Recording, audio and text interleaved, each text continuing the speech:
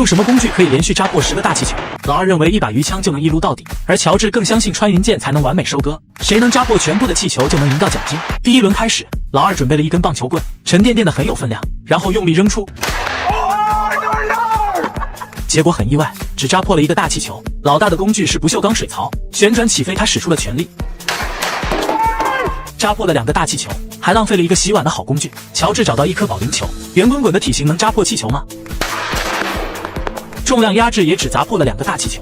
他们尝试了很多种工具，依然不能扎破全部的气球。老二拿出了收藏的鱼枪，成败与否在此一举。扎破了6个大气球，还是没有挑战成功。接下来只好请出穿云箭了。熟悉的场景重现，乔治再次拿起了弓箭。好可惜，剑走偏锋偏离了轨道，还是没有扎破全部的气球。难道就没有工具可以扎破10个大气球吗？